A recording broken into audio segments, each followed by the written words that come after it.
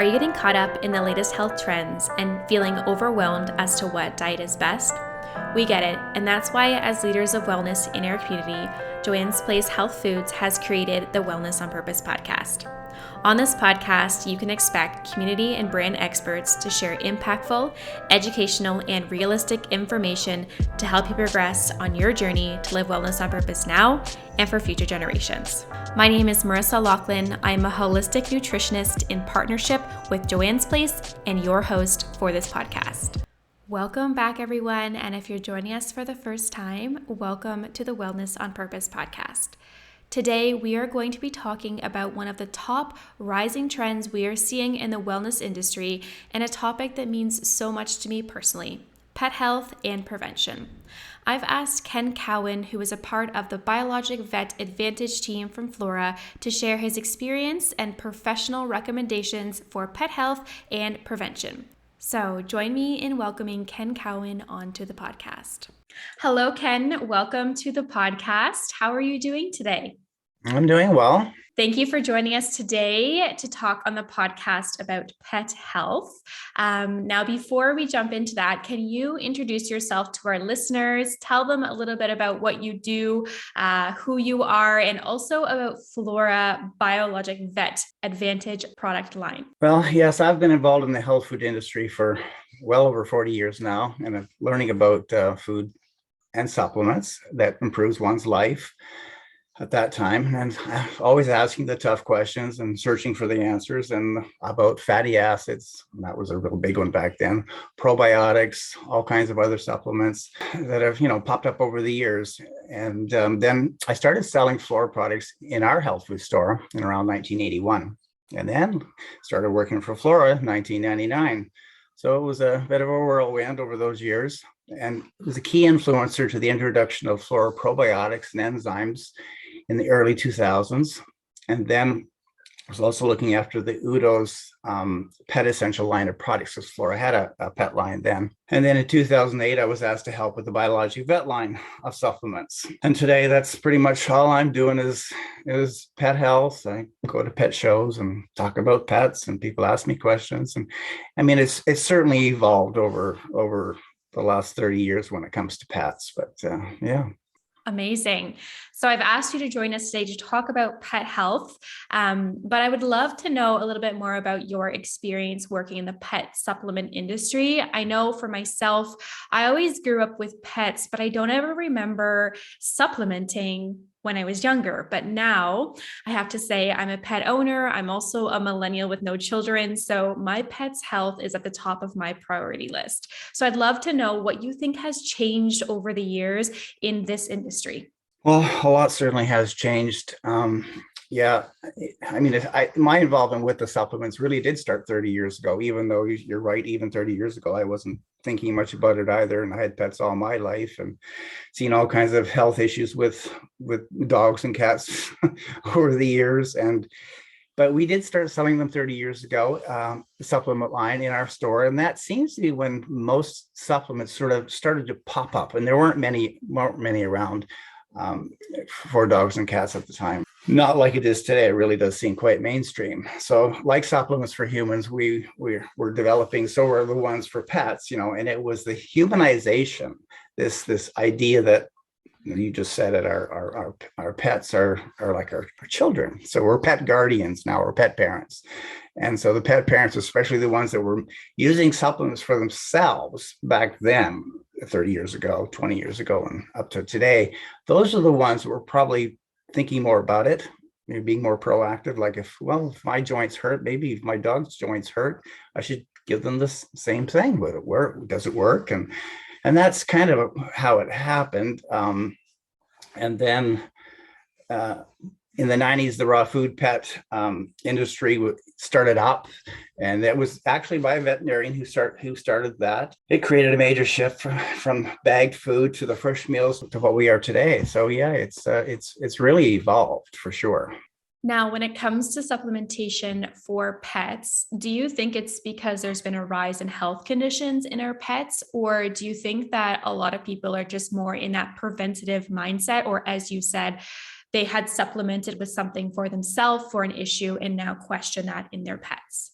There probably has been a rise in some conditions for sure, and that has a lot to do with more with the food, just like ourselves. Um, the conditions were probably always there for probably the last 80 years, maybe, and getting worse about 30 years ago. And that's, of course, when this probably all kicked in. So this whole rise in pets' health conditions seemed to be, they were kind of running in parallel with the human health conditions from basically eating over processed foods. So the humans ate over processed foods, and so did the pets. And but we weren't really looking at it, and so it evolved. And so the more we ate and fed the processed foods to our pets, the more these health conditions have become visible. And it's not so much that the food has become worse for the pets. It's almost like overfeeding them in many cases, right? And obesity in pets is huge. So it was in the early 1990s that some of these veterinarians, they began to combat the same health problems that humans had tried. Right. And we know as humans, deficiencies in nutrients can really lead to serious health conditions. And this goes the same for our pets. So do you think that deficiencies have stemmed from the quality of dog food or something else? And do you think it's important to start in a place with just a higher nutritional dog food at this time for our listeners? Yeah, in some cases, the deficiencies were in the pet food. Other cases, it's an overabundance of carbohydrates that are in the food. Okay. It seems we have been overfeeding these in excess, the carbohydrates, which are in the food. This is probably the real crux of the problem. So a dog really should only be eating 5% or less carbs, and then lots of bags of food, even the healthy looking ones, okay, the ones that look like they're all natural and 100% healthy and everything else, they're sometimes the worst offenders in as much as 50% carbohydrates. So that means the dog is eating half the food is a carb, and it's a refined carb at that. It's not even a whole, like a whole carb. So feeding a fresh, high fat, moderate protein, low carb diet, along with supplements, certain supplements, depends on the animal, great place to start. It sounds like a keto diet, I guess. in many ways, yeah. Yeah. It's so interesting that you bring up the factor around carbohydrates, because I personally am going through some challenges with my dogs about looking at their dog food and their carbohydrate intake. And it's so misleading on dog food packages because it will give you protein, fat, and like chondroitin or glucosamine, but they don't break down the actual carbohydrates. You have to calculate that yourself. So it's so misleading on a lot of packaged dog foods. You can calculate that. There's a formula. You should have it handy for people. You just basically add up all the percentages that are there. Those percentages, 45, 2, and 7, and 9. You have to add in an extra 7, 8, or 9 for ash, because they don't always list that one. You put those up there. If they add up to, say, 45, then the rest of it's carbs. Now, back to talking about deficiencies in our pets. What are some of the most common deficiencies that you hear about? Yeah, essential fatty acids. That's the big one for sure. Just like it is in human food. It's such a popular thing. And I mean, to keep that bag of food from going rancid, fatty acids or essential fats are removed or kept really low so that the bag doesn't go rancid, because the bag's going to sit in the open air for sometimes months. There's also usually an imbalance between the omega-6 and the omega-3, because the food that's in the bag is high in omega-6 and it's low in omega-3. So again, that's another issue. So an imbalance in fatty acids. And of course, these lead to skin issues, joint, digestive, allergies, and all kinds of problems. So omega-6 is really much more stable than omega-3. And so this is it's just like we talk about for human food. It's exactly the same issue. So the other issue that we run into is a lack of a high lignin fiber in the food, and it leads to many digestive issues. This is where you get the dog and the smelly stool. You have to pick it up, and oh my goodness, and the doggy odor on the coat. Why does my dog smell like a dog, especially when he gets wet? And the feet, the Frito feet, they smell like potato chips, sort of rancid potato chips. And the same thing in the ears. Okay, this is probably a lack of fiber in their diet. It's necessary to feed the intestinal flora, just like it is in ours. And in turn, it creates a strong immune system. The friendly bacteria in the dog's intestinal tract has to be fed. And it doesn't eat meat, okay? It eats fiber. And there's not a lot of the right type of fiber in any food. If you buy a can of food, it's probably no next to any fiber at all in it. So these dogs are running real fiberless diets, okay? And that means their immune system is weak, all right? So lignans are in these fibers, especially flax fiber provides a really huge, it's the best source of lignans in the entire world is flax. All right, so it's found in the fiber. It balances hormone function, it prevents joint disease, and it's especially good for spayed and neutered pets that have been spayed and neutered at a young age. So, I mean, that's another whole topic. But the lack of fiber in the diet is really important for immune function and hormone balance. Hormone balance is really another big issue, and nobody ever talks about it. So another one that's popped up is the lack of manganese in the pet's diets. Pet food they're controlled by the AAFCO. AAFCO is an American agency in the US. They haven't required that the food manufacturers increase the manganese levels in quite a few years. They did have it a few years ago. They put it up a bit, but still not enough. And so there's not enough manganese in the food, and that's required for puppies for joint development. It's probably the most important mineral there is, and of course, nobody ever talks about it. So there really is a manganese shortage. The veterinarians have discovered, how come we have so many joint issues? And then the same veterinarian came to the conclusion that we need manganese. In the wild, where would they get the manganese? Get us what? They would get it from feathers and hair. So they were wild catching a rabbit or catching a mouse or catching a bird. They would eat some hair, eat some feathers, and they would get the manganese. They wouldn't get they wouldn't be going around do like we do. We can get it from spinach and things like that, like we do, and we can feed our dogs spinach, but they weren't out eating spinach. Okay, they're eating it from fur and feathers. So that's one that's missing. And then taurine has come up, especially in the last few years, taurine deficiencies. Or is it not enough taurine in the food, or is it they can't get the taurine out because they manipulated the food because people didn't want grain in their food, so they started using pulses. Those are things like lentils and peas. And you can't get the taurine out, and then it's just sort of been an imbalance. They're not really sure. They haven't really come to any conclusion yet why, but it led to all kinds of heart conditions. So that was one, the lack of feeding fermented foods or probiotic type rich foods. So things like kefir, kimchi, sauerkraut, and those sort of things. So those are the deficiencies that I've seen over the years and address all the time. Yeah. I feel like I personally have seen so much more information come up talking about those, especially the taurine and the cardiac health. So I think it's fantastic that people are starting to bring awareness to those conditions and make us question what we're feeding or not supplementing our dogs with. So, or pets in general, which is great. Yeah. Now, how would you know when your animal is deficient in a type of nutrient? It should be obvious to a person if there's an issue happening. Obviously, digestive, joint, skin, allergic conditions. I mean, if they're limping, they probably should be taking something, or something should change.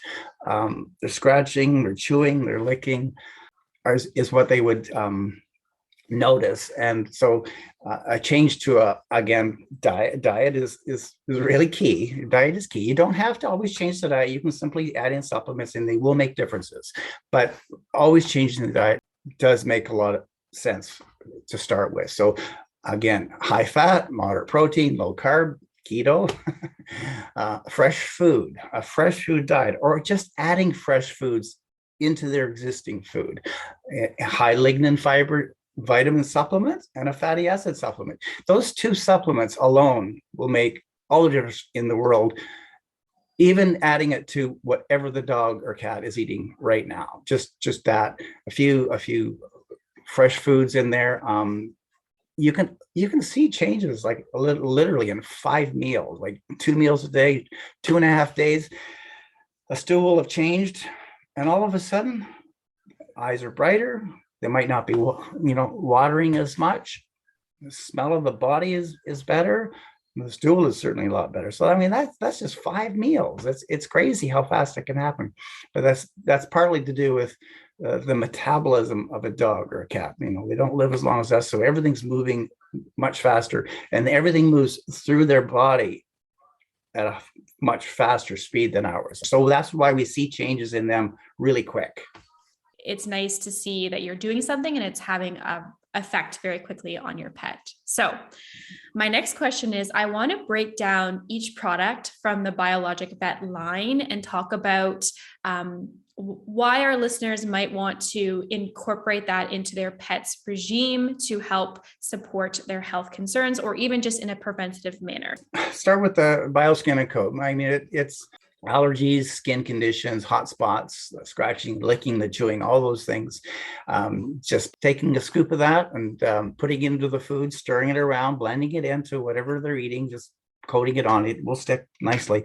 For 20 pounds of dog weight or cat weight, not many cats weigh 20 pounds, so it would be half a scoop per day. And that's basically, it's a natural antihistamine. It uses quercetin. Quercetin is a natural antihistamine. It's a bioflavonoid. We actually get it from the Japanese pagoda tree, from the flower of the pagoda tree. Bromelain, it's an enzyme from pineapple. And high lignin flax fiber. Again, that's the base of all of our powder products. It's high lignin flax fiber, and that balances and alleviates the condition. In that particular formula, we're actually improving pancreatic function from the enzyme. It's pancrelipase, so we improve the pancreatic function. So that means that everything's being broke down better. The food gets into the intestinal tract, it gets digested, finish the digestion, and then the fiber grabs any stuff that shouldn't be there and out it goes, and it feeds the intestinal flora at the same time. And then the antihistamine part is calming, the itching, the scratching, and other stuff down. So that one is a really cool product. And you don't always have to necessarily take it the animal's entire life if you have done other things to offset. This just doesn't keep coming and coming and coming. So it can be a 3-month type of treatment, and then you would switch over to our BioVites and a fatty acid going forward with other food. Pets with digestive issues, those are loose stools, constipation. Again, the smelly, the foul odors, BioDigest will help improve these types of conditions. It's a natural probiotic. It's been years and years I've been trying to find a probiotic that would actually survive stomach acid in a dog. That's a big problem, okay? Again, it's a natural probiotic. It survives the harsh stomach acids in dogs and cats. Dogs and cats' stomachs, when they eat, the pH goes down. Our pH, when we eat, actually goes up. We dilute our foods, we dilute the stuff in there, and our pH rises. So probiotics that survive human pH 3 and up, stay alive, and they get through and they do their job. But dogs and cats were created to scrummage around and eat things that were dead and fermented or rotten, and they don't get sick because nature made their stomach's pH drop. So it drops down very acidic, below pH 1. So that's like hydrochloric acid. Put your hand in their stomach and pull it out and your hand's gone. Basically, you could think of it that being that harsh. So when meat or bone or bacteria get into the animal's stomach, it kills it off. But if it kills that off, what's it doing to a probiotic? It's another bacteria. It kills it too. So the probiotics that most people are taking or giving to their pets, their human one, or even some of the other ones that are so-called pet probiotics, don't get through. They simply get killed in the stomach, and that's what it's supposed to do, because the food will actually stay there for upwards of 5 hours.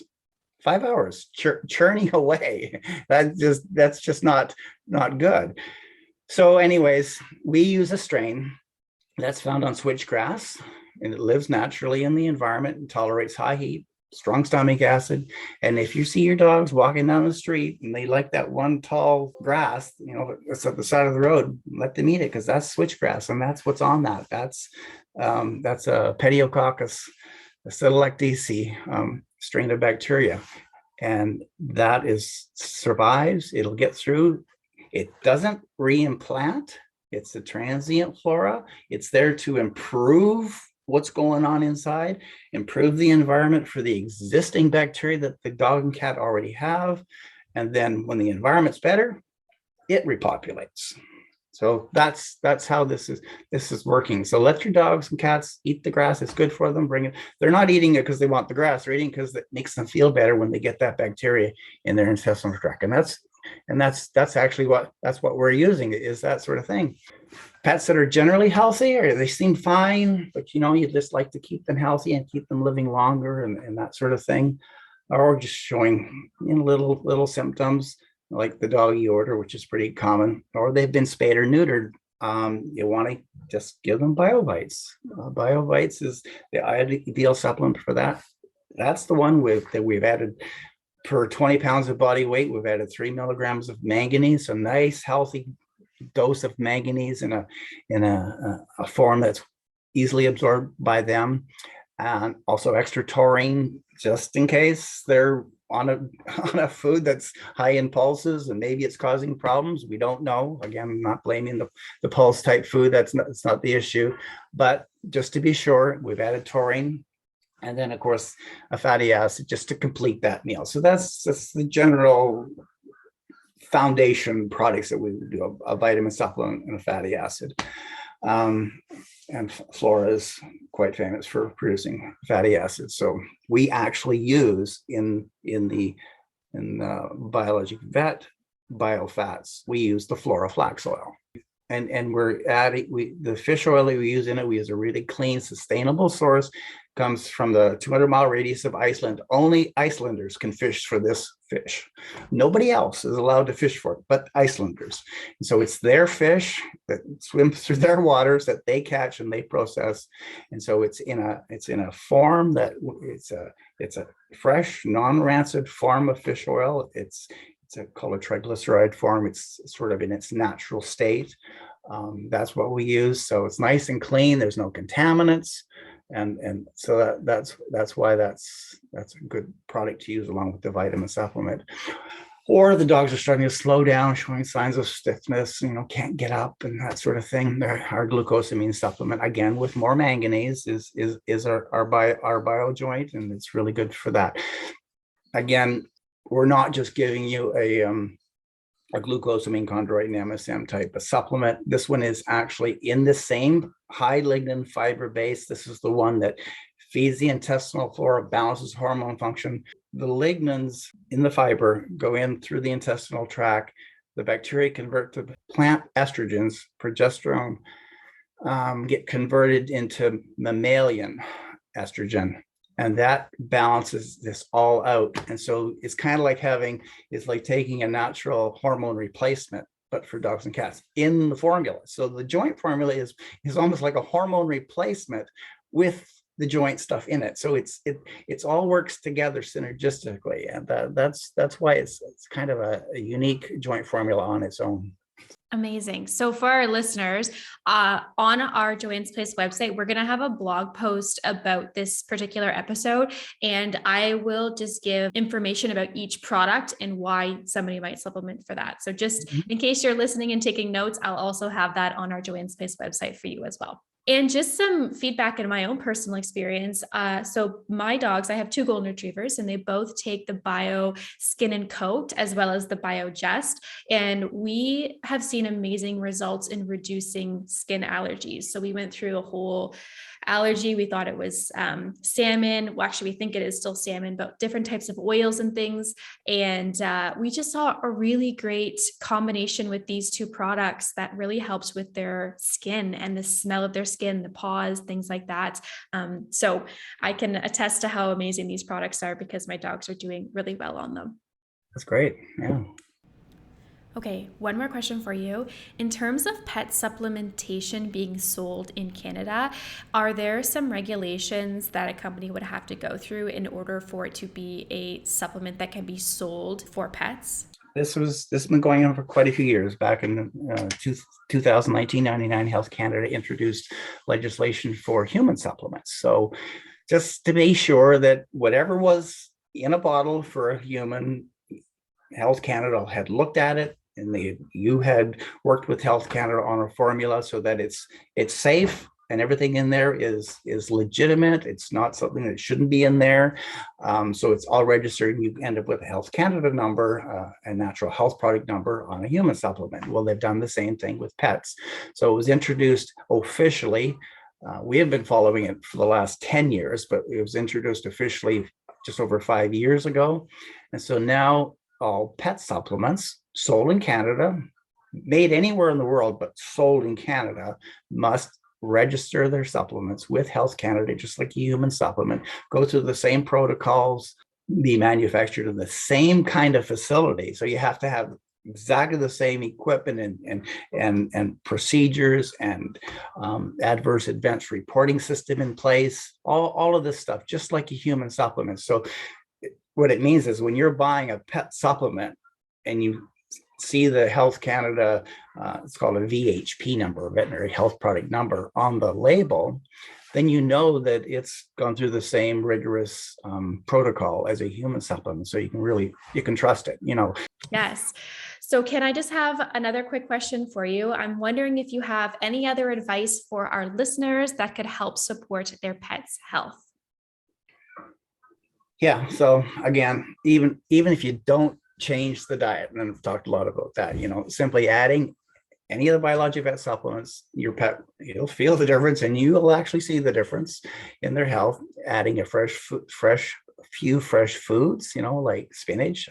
I feed spinach daily, every meal: spinach, broccoli, celery, cranberries, making up a bone broth, giving them that in their food, cracking open a whole egg. You can even chop up the shell or grind it up and leave it in there too. It's good calcium for them.